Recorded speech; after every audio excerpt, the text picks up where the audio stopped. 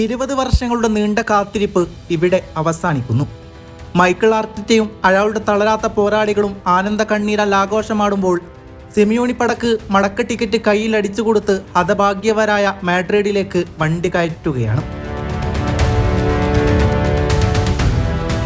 പഠിക്കൽ കലമുടക്കുമോ എന്നറിയില്ല.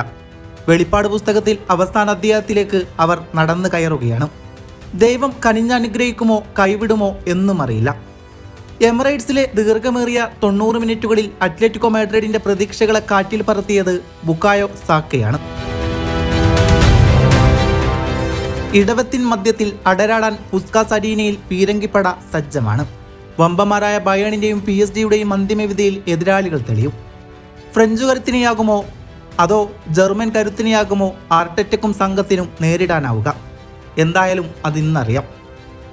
എവർട്ടണിൽ മാഞ്ചസ്റ്റർ സിറ്റിയുടെ കിരീടമോഹങ്ങൾക്ക് തിരിച്ചടിയേറ്റതോടെ ആർസണലിന്റെ ക്യാമ്പിൽ ഒരു പുത്തൻ പ്രതീക്ഷയുടെ നാളം തെളിഞ്ഞു നിൽക്കുകയാണ്. പ്രീമിയർ ലീഗ് കിരീടം തൊട്ടരികിലെന്ന് തോന്നൽ നൽകിയ ആവേശവുമായിട്ടാണ് അവർ ചാമ്പ്യൻസ് ലീഗിന്റെ നിർണായക പോരാട്ടത്തിനായി സ്വന്തം തട്ടകത്തിൽ ഇറങ്ങിയത്. ഫുൾഹാമിനെതിരെ നേടിയ അനായാസ വിജയത്തിന്റെ ആത്മവിശ്വാസ ബലത്തിൽ യൂറോപ്പിലെ തന്നെ ഏറ്റവും കരുത്തുറ്റ പ്രതിരോധ നിരയുള്ള അത്ലറ്റിക്കോ മാഡ്രിഡിനെ നേരിടുക എന്നതായിരുന്നു ഗണ്ണേഴ്സിന്റെ മുമ്പിലുള്ള പ്രധാന വെല്ലുവിളി. ആദ്യപാദത്തിൽ ഇരു ടീമുകളും ഓരോ ഗോളുകൾ വീതം നേടി സമനിലയിൽ കലാശിച്ചതാണ്. ഒരു ബാറ്റിൽ റോയൽ അല്ലാതെ മറ്റൊന്നും ആർസണൽ റെഡ് ടീമിലെ ആരും പ്രതീക്ഷിച്ചിരുന്നില്ല. കളി തുടങ്ങിയപ്പോൾ അത് ശരിയാണെന്ന് തെളിയിക്കുകയും ചെയ്തു. ആദ്യ പകുതിയുടെ തുടക്കം മുതൽ ആർസണൽ പന്തിൽ ആധിപത്യം സ്ഥാപിക്കുകയും അത്ലറ്റിക്കോയുടെ പ്രതിരോധത്തിൽ വിള്ളലുകൾ കണ്ടെത്താൻ നിരന്തരം ശ്രമിച്ചുകൊണ്ടേയിരുന്നു. 3 തവണ അവർ ഗോളിനടുത്തെത്തിയെങ്കിലും സിമിയോണിയുടെ പ്രതിരോധ നിര അതിശക്തമായി പ്രതിരോധം തീർക്കുകയായിരുന്നു. എന്നാൽ 44-ാം മിനിറ്റിൽ എമിറേറ്റ്സിനെ ആവേശത്തിലായെത്തിക്കൊണ്ട് ആ നിർണായക നിമിഷം വന്നെത്തി. വില്യം സാലിബയിൽ നിന്ന് വിക്ടർ യോക്രസിലേക്ക് നീങ്ങിയ ആ പാസ് കളി മാറ്റിമറിച്ചു. വലതുവശത്ത് നിന്ന് യോക്രസ് ഉന്നം പിടിച്ചു തൊടുത്ത ഷോട്ട് ക്ലിയർ ചെയ്യുന്നതിൽ അത്ലറ്റിക്കോ ഗോൾ കീപ്പർ ഒബ്ലാക്കിന് ചെറിയൊരു പിഴവ് സംഭവിക്കുകയുണ്ടായി. ഒബ്ലാക്കിന്റെ പക്കലിൽ നിന്നും വന്ന റീബൗണ്ടിനായി ഏറ്റവും വേഗത്തിൽ ഓടിയെത്തിയത് ആർസണലിന്റെ വിശ്വസ്തൻ ബുക്കായോ സാക്കയായിരുന്നു. സിമിയോണിയുടെ വിശ്വസ്ത പ്രതിരോധ നിര ബോക്സിലുണ്ട്. അവർക്ക് പോലും കാണാൻ സാധിക്കാത്ത വിധം അത്രയും വേഗത്തിലായിരുന്നു സാക്കയുടെ ആ ഫിനിഷിംഗ്.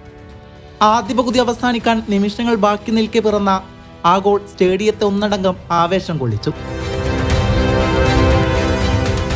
രണ്ടാം പകുതിയുടെ തുടക്കത്തിൽ തന്നെ തിരിച്ചടിക്കാൻ ഉറച്ചാണ് അത്ലറ്റിക്കോ എത്തിയത്. സിമിയോണിയുടെ തന്ത്രങ്ങൾ മൈതാനത്ത് കൂടുതൽ ആക്രമണപരമായി മാറുന്നത് എല്ലാവരും കണ്ടു. സാലിബയുടെ ഒരു ചെറിയ പിഴവിൽ നിന്നും പന്ത് ലഭിച്ച സിമിയോണി ഗോൾ കീപ്പർ റായയെ മറികടക്കാൻ ശ്രമിച്ചത് ആർസണൽ ആരാധകരുടെ നെഞ്ചിടിപ്പിന് ആക്കം കൂട്ടിയതാണ്. പക്ഷേ ഗബ്രിയൽ എന്ന താരത്തിന്റെ സമയോചിതമായ ഇടപെടൽ വലിയൊരു അപകടം തന്നെ ഒഴിവാക്കുകയാണ്. മധ്യനിരയിൽ ഡെക്ലൻ റൈസിന്റെ പ്രകടനം എടുത്തു പറയേണ്ട ഒന്നായിരുന്നു. പ്രതിരോധത്തിനും ആക്രമണത്തിലും ഒരേപോലെ തിളങ്ങിയ അദ്ദേഹം ടീമിന്റെ നട്ടെല്ലായി നിലകൊണ്ടു. അന്റോണിയൻ ഗ്രീസ്മാന്റെ അപകടപരമായ നീക്കങ്ങളെ റൈസ് കൃത്യമായി തടഞ്ഞിട്ടുകൊണ്ട് ആർസണലിന്റെ പ്രതീക്ഷകളെ പിടിച്ചിരുത്തി. മത്സരത്തിനിടയിൽ ട്രൊസാർഡിനെതിരെയുള്ള ഫൗളിനായി ആർസണൽ പെനാൽറ്റിക്കായി വാദിച്ചെങ്കിലും റഫറി അത് അനുവദിക്കുന്നില്ല. രണ്ടാം പകുതിയുടെ അവസാന ഘട്ടത്തിൽ ആർസണൽ പ്രതിരോധത്തിലേക്ക് വലിഞ്ഞ് കൗണ്ടർ അറ്റാക്കുകൾക്കായി കാത്തിരിക്കുന്ന തന്ത്രമാണ് പുറത്തെടുത്തത്.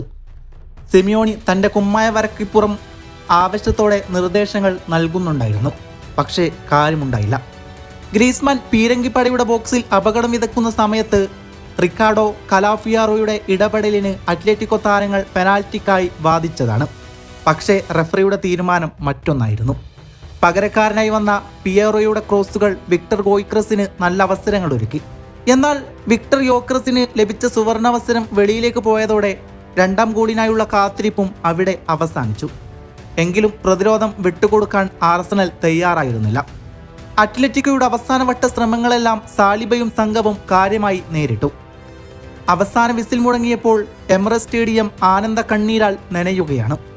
ആർസണൽ തങ്ങളുടെ സ്വപ്നതുല്യമായ വിജയത്തിലേക്ക് നടന്നു കയറി. മൈക്കിൾ ആർട്ടറ്റ തൻ്റെ കളിക്കാരെ ഓരോരുത്തരെയും ആലിംഗനം ചെയ്തുകൊണ്ട് ആ വിജയത്തിൻ്റെ ക്രെഡിറ്റ് അവർക്ക് നൽകുകയാണ്.